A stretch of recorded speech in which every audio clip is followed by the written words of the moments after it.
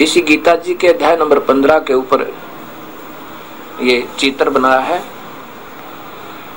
अक्षर पुरुष एक पेड़ है, ये यहाँ से आगे ये अक्षर पुरुष यानी ये परब्रह्म है, ये जड़ अलग रह जाती है। अक्षर पुरुष एक पेड़ है निरंजन, ये अक्षर पुरुष इसकी डार, और तीनों देवा शाखा है, ये पात रूप संसार।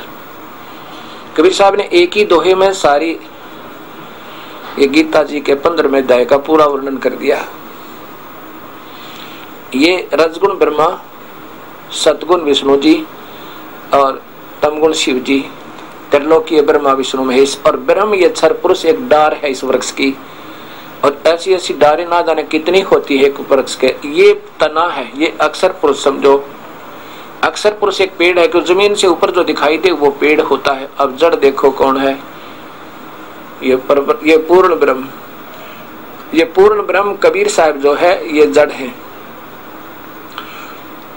ये पूर्ण परमात्मा। इसलिए गीता जी के 15वें अध्याय के 70वें श्लोक में कहा है कि उत्तम पुरुष तु अन्य है परमात्मा इति उदारते।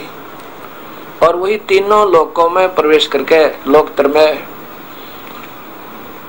सबका पालन पोषण करता है।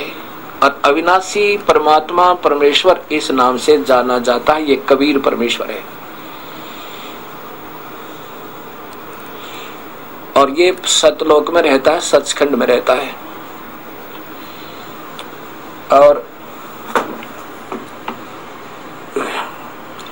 कबीर साहब ने गुरु नानक देव जी को बताया कि आपने एक निराकार की भक्ति की, ओंकार की भक्ति की, और ना जाने कितने जन्म हो लिया आप जैसी पुण्यात्मा की, ऐसी प्यारी आत्मा जो सिर धड़ की बाजी लगा दी। सारा जीवन आपने राजा जनक के रूप में इतनी पवित्र भक्ति की। राजा अम्बरीश भी, सतयुग में राजा अम्बरीश थे, गुरु नानक देव जी राजा अम्बरीश। राजा अम्बरीश की कथा आती है कि वो अपने वेदों अनुसार साधना किया करते थे, बहुत नेक पुरुष थे। और उन्होंने एक नियम बना रखा था कि जैसे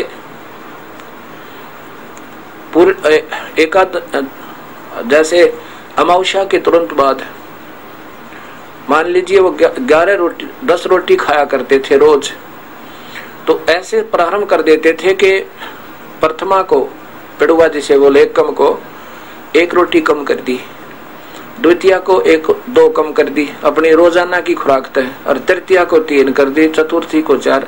ऐसे करते करते 10वें दिन 10 रोटी खाते थे तो 1 रोटी खाते थे 10वें के दिन। एकादशी को केवल जलपान किया करते थे, व्रत नहीं रखते थे, क्योंकि वो वेदों में लिखा है कि व्रत नहीं करना। ऐसा अपना नियम बना लिया था। और उधर से दुर्वासा जी वेदों के ज्ञाता, बहुत पहुंचे हुए सिद्ध पुरुष, उस दुर्वासा जी ने जो आगे चल के पांडवों को श्राप दे दिया, श्री कृष्ण जी समेत सबका, कौरवों को, इसको यादवों को श्राप दे दिया था और सारे कुल का विनाश कर दिया। ऐसी तोब वो दुर्वासा जी, महर्षि दुर्वासा जी, उस एकादशी वाले दिन राजा अम्बरीश के दरबार में पहुंच गए। राजा अम्बरीश ने कहा कि भगवान रोटी खाओ। दुर्वासा जी ने कहा हम पहले स्नान करके आते हैं और बाद में रोटी खाएंगे।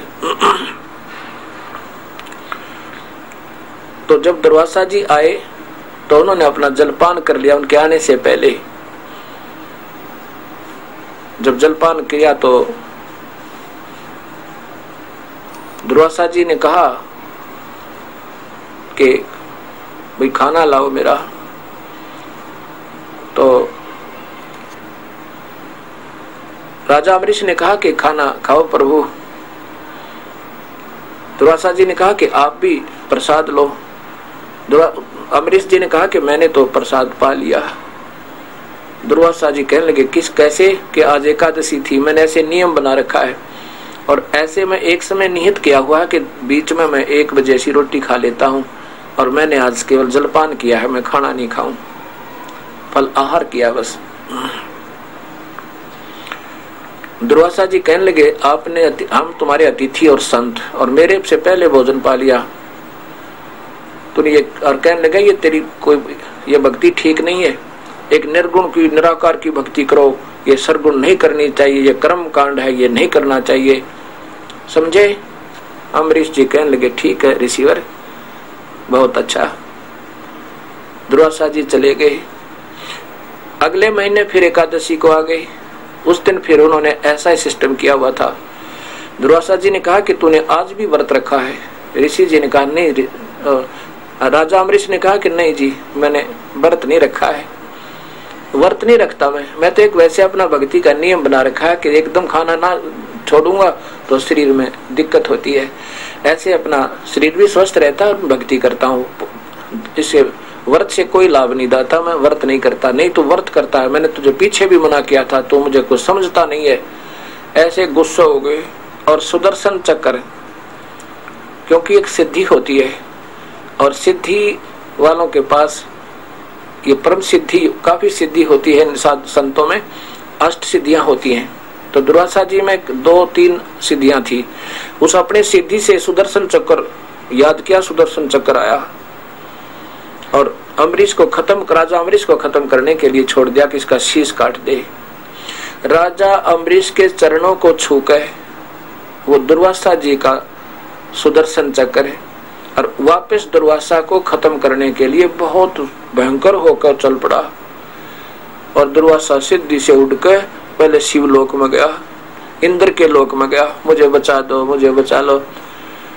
इंद्र जी ने कहा ऋषिवर हमारे बस की बात नहीं, ये तो बहुत भयंकर रूप धारण किया हुआ सुदर्शन ने, आप जाओ शिव जी के पास। शिव जी के पास आए। शिव जी ने भी कहा दुर्वासा जी आप जो है ना ब्रह्मा के पास जाओ।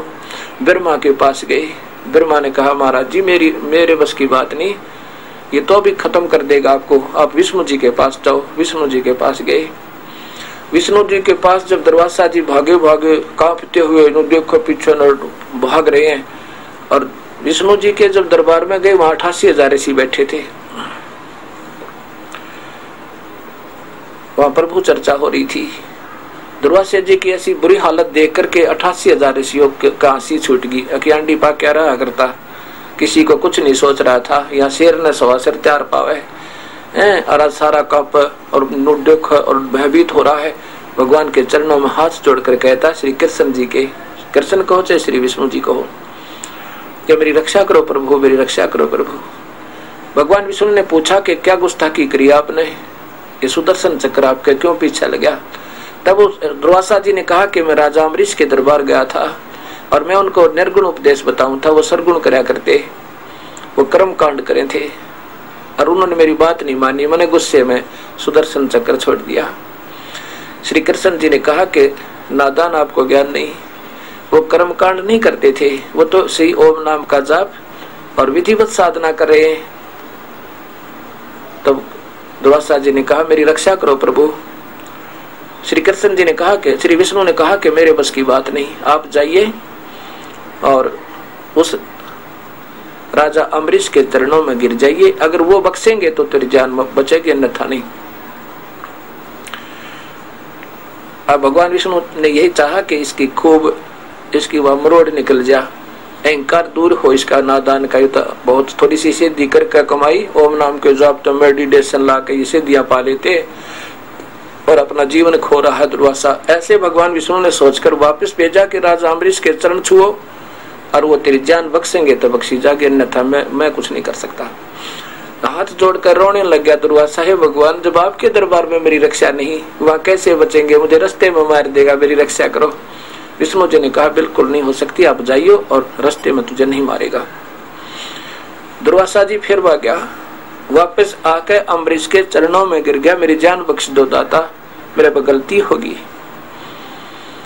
अम्बरीश ने कहा कि हे रिसीवर मैंने कुछ नहीं कहा, आपकी करनी आप ही को मिल गई। और पकड़ के राजा अम्बरीश ने वो सुदर्शन चक्र को हाथ से और दे दिया दुर्वासा को कि ले तेरा हथियार ले जा और आगे से भक्ति के भाव से चलना चाहिए। भक्ति का मार्ग किसी को जबरदस्ती नहीं कर सकते, किसी को डरा धमका के नहीं हमने अपना मार्ग समझाना चाहिए। ज्ञान मार्ग है, आप अपना बताओ, वो अपना बतावे, समझ में आवे तो स्वीकार करे, नहीं तो उसकी मौज है। इसमें दबाव नहीं देना चाहिए, प्रभु नाराज हो जाता है। ऐसे अम्बरीश महापुरुष सतयुग में थे। उसके बाद अपने पुण्य समाप्त करके राजा जनक हुए और राजा जनक के बाद फिर ये गुरु नानक देव जी की प्यारी आत्मा और तलवंडी में अवतरित हुई। तब कबीर साहब ने बताया कि आप जैसी पुण्यात्मा भी नानक देव जी इस काल के जाल में घूम रही है, तो अन्य प्राणी की यहाँ कौन कैसे पार पड़ेगी, ये सोच लेना। यदि तुम मुक्त हो जाते इस ओंकार के नाम तय, इस एक ओंकार मंत्र तय, तो फिर दोबारा कैसे आएगी प्यारी आत्मा तू। अब प्रथम बार ये बात बहुत कड़वी लगा करे, चाहे कोई भी हो। मुझे भी ऐसा ही बुरा लगा था जब मुझे पहली बार ये सुना था मैंने कि ब्रह्मा विष्णु महेश से ऊपर कोई और शक्ति है, आत्मा नहीं मानने थी। और फिर दूसरी बार सुना, तीसरी बार सुना, फिर तो आंखें तो पानी गिरने लग गया। देख कहाँ भूल पड़ी, सारे शास्त्रों में प्रमाण है और फिर हम नहीं मान रहे हैं कि सच्चाई है, क्योंकि हम उस पुराने रंग में ज्यादा रंगे हुए। अब कबीर साहब नानक जी ने कहा कि देखो आप तो बनावटी बातें बना रहे हो, इनसे ऊपर हमने कभी नहीं सुना, ना किसी हमारे संत ने गुरुदेव ने बताया, और आप तो ऐसे उठपटांग मार रहे हो। आपको क्या मालूम अनपढ़ गवाह, आप तो ऐसे ही छोटी जाति वाले हो। ऐसा जब गुरु नानक देव जी ने कहा तो कबीर साहब अंतर्ध्यान हो गए।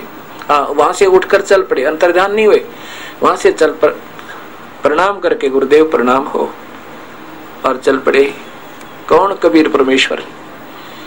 ये महिमा के भूखे नहीं, ये तो अपनी प्यारी आत्माओं को चाहते हैं किसी प्रकार भी, चाहे मेरा जूत मार के मेरे बच्चे मेरे पास आ जाएं, ये नाराज नहीं होते।